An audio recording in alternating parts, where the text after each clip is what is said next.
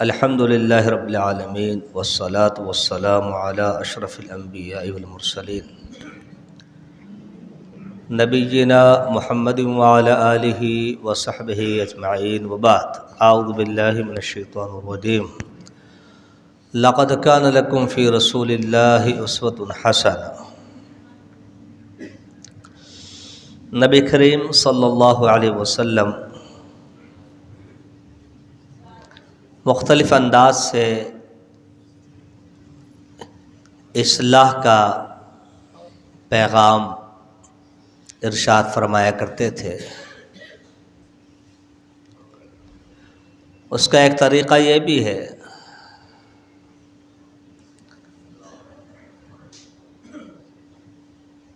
کہ آپ کوئی وعید، کوئی زجر، توبیخ اور ڈانٹ کا حکم ارشاد فرماتے اور اس سے اندازہ ہو جاتا کہ جو کام ہوا وہ صحیح نہیں تھا۔ مثلا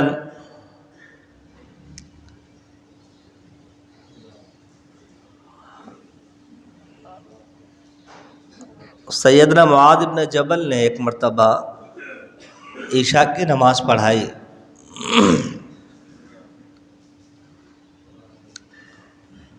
تو قرات کچھ لمبی کر دی، تلاوت بڑھا دی، زیادہ کر دی۔ تو ایک شخص نے، ایک صحابی نے نماز توڑ دی، اپنی نماز علیحدہ ادا کی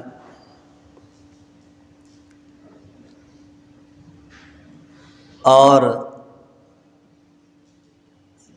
یہ بات جا کر اللہ کے نبی صلی اللہ علیہ وسلم کو مدینے میں بتائی۔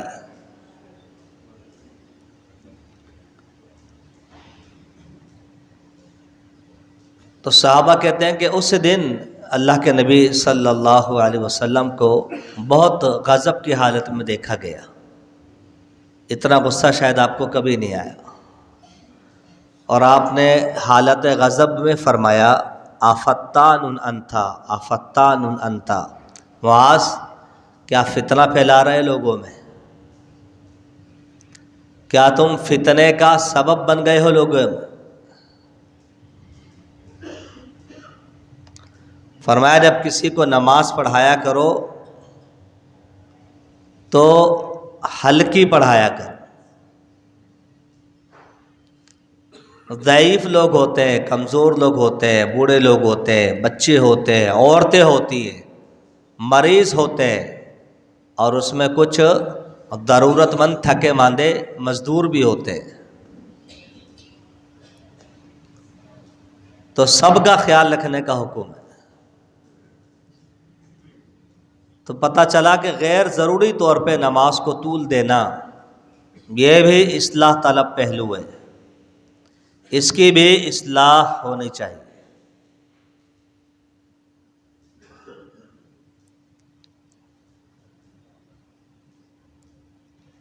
مجھے ایک صاحب نے کہا کہ میں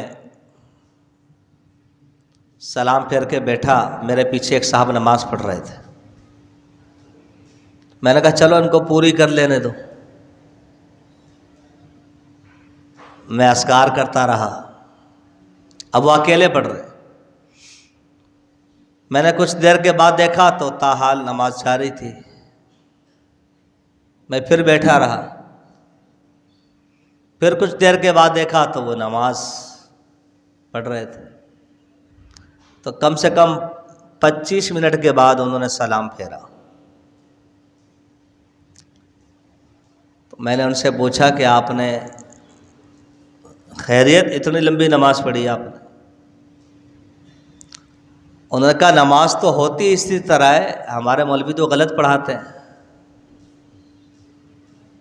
نماز تو ہوتی اسی طرح ہے۔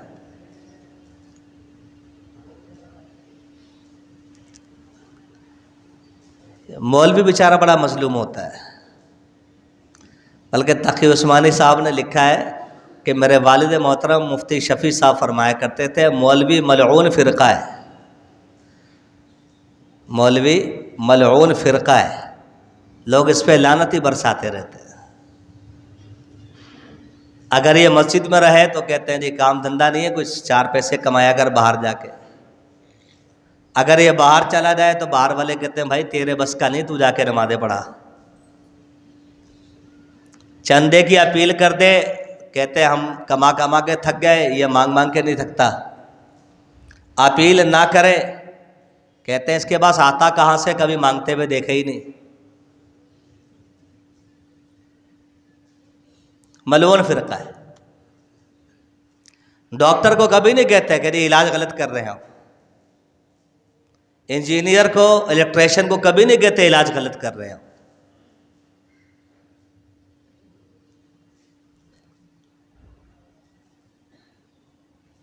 تو نماز کی اصلاح بھی ہونی چاہیے اس اعتبار سے کہ آپ نماز کتنی لمبی پڑھاتے ہیں۔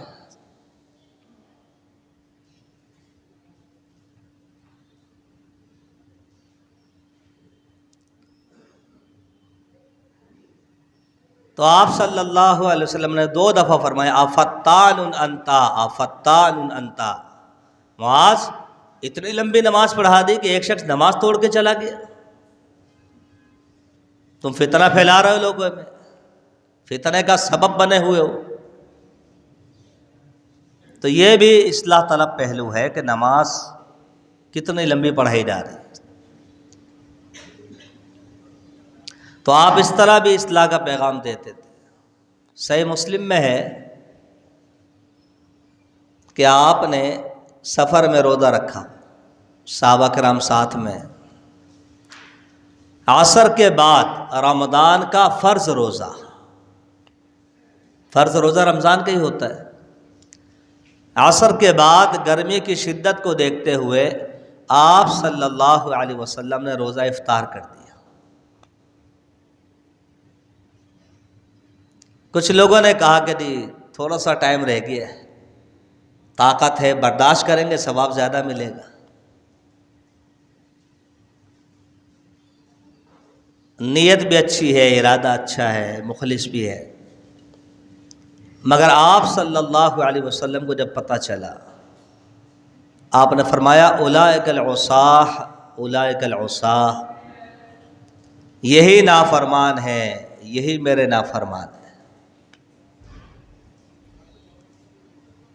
تو یہ بھی اصلاح کا ایک پہلو ہے کہ جو کام جیسے من و عن نبی علیہ السلام نے کیا اس کو ویسے ہی کر لینا چاہیے۔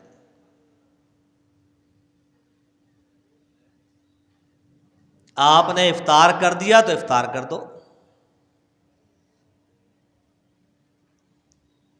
آپ نے روزہ رکھ لیا تو رکھ لو۔ آپ صلی اللہ علیہ وسلم نے روزہ طے سے منع فرمایا، وصال کا روزہ، ایک سحری کھا لی، اب اگلی سحری تک افطار نہیں ہے، یعنی 24 گھنٹے کا روزہ، آپ صلی اللہ علیہ وسلم نے منع فرمایا۔ عام قاعدہ یہی۔ بعض صحابہ کرام رضوان اللہ علیہم اجمعین نے کہا کہ شاید آپ نے کوئی سختی تو کی نہیں اس مسئلے میں، ہم بھی رکھ لیتے۔ آپ صلی اللہ علیہ وسلم نے منع فرمایا، انہوں نے پھر بھی رکھ لیا۔ سحری کھا لی، افطاری کے ٹائم پہ افطاری نہیں کرتے، اپنے آپ کو مشقت میں ڈال۔ بظاہر تو ایک نیک عمل ہے، اچھا دکھائی دے رہا ہے، مگر آپ صلی اللہ تعالی علیہ وسلم نے منع فرمایا۔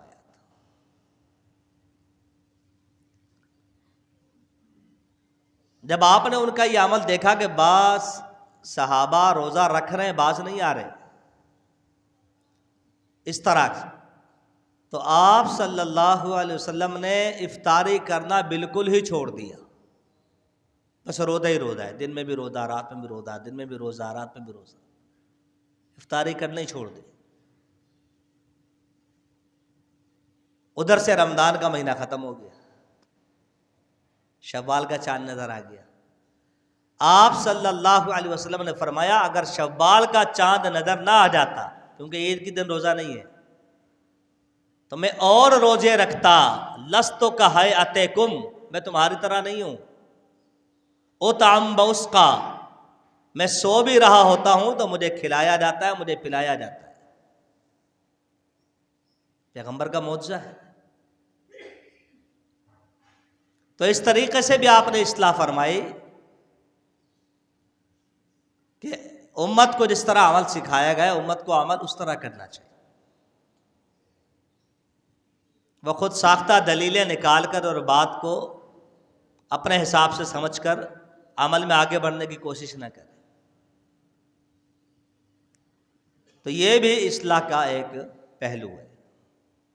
تو اس طرح مختلف انداز سے آپ نے سنا عقائد کے باب میں، اعمال کے باب میں، اور لین دین کے معاملات میں، شب و روز کی زندگی میں آپ صلی اللہ علیہ وسلم لوگوں کی اصلاح فرمایا کرتے تھے۔